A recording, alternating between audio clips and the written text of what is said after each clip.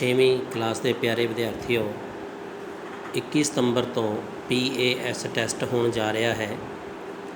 ਉਹਦਾ sample paper ਸਾਨੂੰ Punjab school education board ਨੇ ਭੇਜਿਆ ਹੈ ਅਤੇ ਉਸ ਸੈਂਪਲ ਪੇਪਰ ਵਿੱਚ ਜਿਹੜੇ ਸਵਾਲ ਦਿੱਤੇ ਹੋਏ ਹਨ ਉਹਨਾਂ ਨੂੰ ਅਸੀਂ ਹੱਲ ਕਰਾਂਗੇ। ਸਭ ਤੋਂ ਪਹਿਲਾਂ ਧਿਆਨ ਰੱਖਣਾ ਕਿ ਤੁਹਾਡਾ ਟੋਟਲ ਜਿਹੜਾ ਪੇਪਰ ਉਹ 40 ਨੰਬਰ ਦਾ ਹੋਵੇਗਾ। ਹਰੇਕ ਪ੍ਰਸ਼ਨ ਦੇ ਤੁਹਾਨੂੰ 2 ਨੰਬਰ ਮਿਲਣਗੇ ਅਤੇ ਸਾਰੇ ਪ੍ਰਸ਼ਨ ਤੁਹਾਡੇ ਵਾਸਤੇ ਕਰਨੇ ਜ਼ਰੂਰੀ ਹੋਣਗੇ। ਪਹਿਲਾ ਪ੍ਰਸ਼ਨ ਹੈ 3 + 5 = 5 + 3। ਦਿੱਤਾ ਕਥਨ ਪੂਰਨ ਸੰਖਿਆਵਾਂ ਦੇ ਹੇਠ ਲਿਖੇ ਕਿਹੜੇ ਗੁਣ ਨੂੰ ਸੰਤੁਸ਼ਟ ਕਰਦਾ ਹੈ? ਨੰਬਰ 1 ਸਮਾਪਨ ਗੁਣ, ਨੰਬਰ 2 ਜੋੜ ਦਾ ਕਰਮ ਵਟਾਂਦਰਾ ਗੁਣ, ਨੰਬਰ 3 ਗੁਣਨ ਦਾ ਕਰਮ ਵਟਾਂਦਰਾ ਗੁਣ ਅਤੇ ਨੰਬਰ 4 ਕੋਈ ਨਹੀਂ, ਯਾਨੀ ਕਿ ਇਹਨਾਂ ਵਿੱਚੋਂ ਕੋਈ ਨਹੀਂ। ਸਾਨੂੰ ਪਤਾ ਹੈ ਕਿ ਜੇ ਅਸੀਂ A + B = B + A ਕਰੀਏ ਤਾਂ ਇਹਦੇ ਵਿੱਚ ਕੀ ਹੋ ਰਿਹਾ ਹੈ? A ਪਹਿਲੇ ਨੰਬਰ 'ਤੇ ਸੀ, A ਦੂਜੇ ਨੰਬਰ 'ਤੇ ਚਲਾ ਗਿਆ, B ਦੂਜੇ ਨੰਬਰ 'ਤੇ ਸੀ, A ਪਹਿਲੇ ਨੰਬਰ 'ਤੇ ਹੋ ਗਿਆ। ਸੋ ਇਹਨਾਂ ਦਾ ਕ੍ਰਮ ਜਿਹੜਾ ਸੀ ਉਹ ਬਦਲ ਦਿੱਤਾ ਗਿਆ, ਉਹਨੂੰ ਵਟਾ ਦਿੱਤਾ ਗਿਆ। ਸੋ ਇੱਕ ਤਾਂ ਗੱਲ ਕਲੀਅਰ ਹੋ ਗਈ ਕਿ ਇਹਦੇ ਵਿੱਚ ਕਰਮ ਵਟਾਂਦਰਾ ਗੁਣ ਹੈ। ਪਰ ਜਿਹੜੀਆਂ ਸਾਡੇ ਕੋਲ ਆਪਸ਼ਨ ਹਨ ਉਹਦੇ ਵਿੱਚ ਇੱਕ ਹੈ ਜੋੜ ਦਾ ਕਰਮ ਵਟਾਂਦਰਾ, ਇੱਕ ਹੈ ਗੁਣਨ ਦਾ। ਅਤੇ ਹੁਣ ਅਸੀਂ ਇਹ ਦੇਖਣਾ ਹੈ ਕਿ ਇਹਦੇ ਵਿੱਚ ਕਿਹੜਾ ਹੈ, ਅਤੇ ਅਸੀਂ ਉਹਦੇ ਵਿਚਕਾਰ ਨਿਸ਼ਾਨੀ ਦੇਖਦੇ ਹਾਂ ਕਿ ਪਲੱਸ ਦੀ ਨਿਸ਼ਾਨੀ ਹੈ, ਯਾਨੀ ਕਿ ਜੋੜ ਦੀ ਨਿਸ਼ਾਨੀ ਹੈ। ਸੋ ਇਸ ਦਾ ਸਹੀ ਉੱਤਰ ਆਏਗਾ ਜੋੜ ਦਾ ਕਰਮ ਵਟਾਂਦਰਾ ਗੁਣ। ਹੁਣ ਯਾਦ ਰੱਖੋ, ਜਦੋਂ ਵੀ ਕੋਈ ਰਕਮ 3 + 5 ਦੂਜੇ ਪਾਸੇ 5 + 3 ਅਤੇ ਉਹ ਜੋੜ ਦਾ ਕਰਮ ਵਟਾਂਦਰਾ ਗੁਣ ਹੋਵੇਗਾ। ਜੇ ਇੱਥੇ ਗੁਣਾ ਦੀ ਨਿਸ਼ਾਨੀ ਹੁੰਦੀ ਫਿਰ ਗੁਣਾ ਦਾ ਕਰਮ ਵਟਾਂਦਰਾ ਗੁਣ ਹੋਣਾ ਸੀ।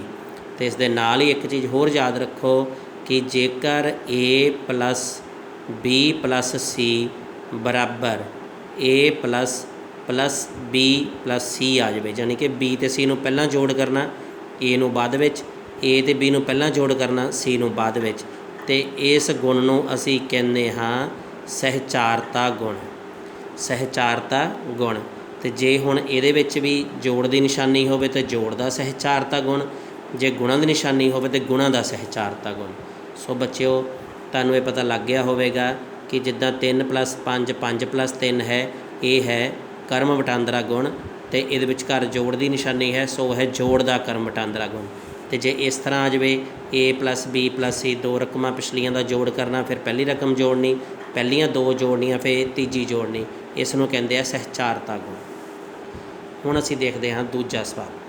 ਕਿਹੜਾ ਵਿਅੰਜਕ ਦਿੱਤੀ ਸੰਖਿਆ ਰੇਖਾ ਦੁਆਰਾ ਹੱਲ ਕੀਤਾ ਜਾ ਰਿਹਾ ਹੈ?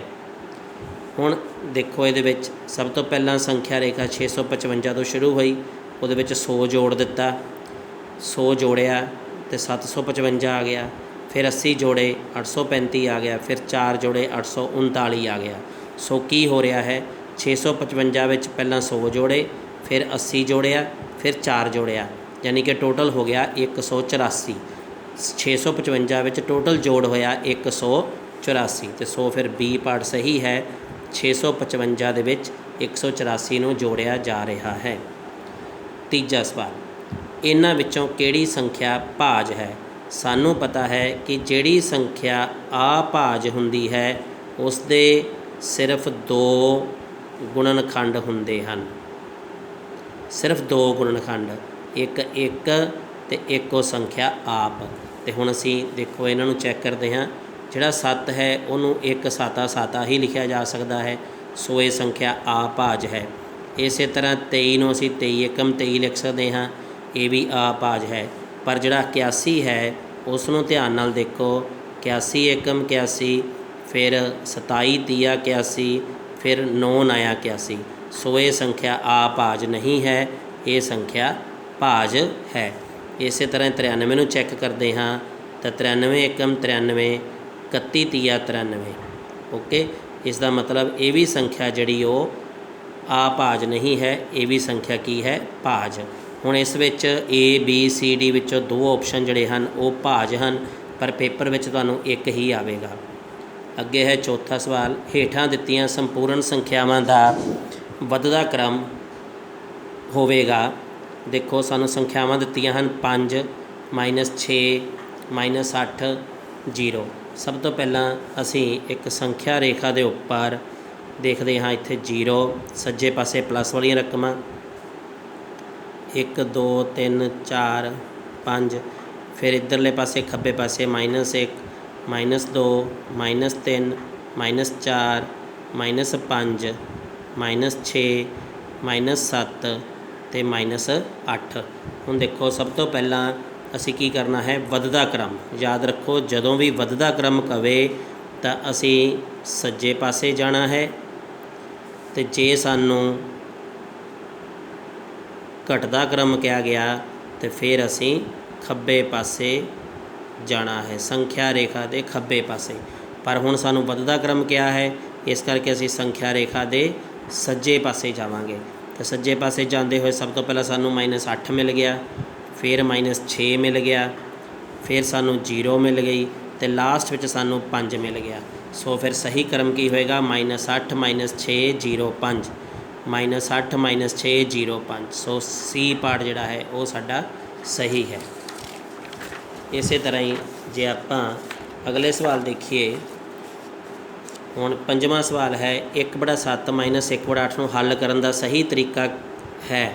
इहदे विचों असीं सही तरीका दसना की है। आपां जदों ये सवाल कीते सी ते उदों मैं तुहानूं दस्सिया सी कि थल्ले वालीआं रकमां नूं गुणा कर देनी, अंश हर हरां नूं आपस विच गुणा कर देना। 7 ते 8 दी गुणा कर दित्ती, फिर असीं इत्थे आड़ा गुणा कर देनी, 1 नूं 8 नाल, 1 नूं 8 नाल, 1 नूं 7 नाल, तो ये साढ़े कोल 1 8 8 आ, 1 7 7 आ, तो थल्ले आ गया 7 गुणा 8। तो सो असी जे नूं देखीए ध्यान नाल तो साडा सी पार्ट जिहड़ा है वो सही है। सो इसका उत्तर सी पार्ट होवेगा। 6वां सवाल है हेठ दिते पैटर्न नूं ध्यान नाल देखो अते दसो कि पैटर्न में अगला पद की होवेगा। हुण असीं देखो इहदे विच 13/14, अगली रकम 14/15, अगली रकम 15/16, अगली रकम 16/17, तो ये तो बहुत सौखा है। अगली रकम की होएगी 17/18। तो सो इसका मतलब बी पार्ट सही है। 13 14, 14 15, 15 16, 16 17, 17 18। सो अगली रकम 17/18 होवेगी। 7वां सवाल चित्र विच के दा मुल की होवेगा। चित्र नूं बहुत ही ध्यान नाल देखो, 5 6 7, तो इत्थे सेंटर विच इत्थे है साडे कोल के। हुण देखो इहदे विच 1 2 3 4 5 गैप हैं साडे कोल, 5 गैप हैं, तो असी इहदे विच दसना है कि के दा मुल की होवेगा। ध्यान दिओ असी 5 तो बाद 6 ते पहुँचना है। हुण इत्थे देखो पॉइंट 2 होवेगा, फिर पॉइंट 2, फिर पॉइंट 2, फिर पॉइंट 2, फिर पॉइंट 2, पॉइंट 2, पॉइंट 2, पॉइंट 2, फिर पॉइंट 2, फिर पॉइंट 2 करते करते साडे कोल पॉइंट 1.0 बन जाएगा, तो 5 विच 1.0 प्लस हो के 6 बन जाएगा। सो जे इत्थे 10 टुकड़े होंदे तो पॉइंट 1 1 आना सी, पर इत्थे 5 टुकड़े हैं, इस करके पॉइंट 2 2 आ गया। तो फिर हुण इत्थे पॉइंट 2, इत्थे भी पॉइंट 2, तो इत्थे भी पॉइंट 2 2 2 4 2 6। सो साडे कोल ये बन गया पॉइंट 6, तो इत्थे है 5, तो इस करके ये 5 तो शुरू होकर पॉइंट 6 अगे गया, तो उत्तर आ गया 5.6। बहुत ही ध्यान नाल देखने वाला सवाल है। इस तरह हुण अगली रकम है 8/100 जमा 9/1000, इसका मुल की होवेगा। देखो जिहड़ा साडे कोल 8/100 है, ये दशमलव वाले सवाल असीं कीते सी, थल्ले 2 जीरोवां हन, उपर 2 अखर छड्ड के पॉइंट लगना है, 1 8 आ, 1 0 लगा ली, 2 अखर हो गए, तो इत्थे पॉइंट लग गया। तो जिहड़ा साडे कोल है हुण जमा 9/1000,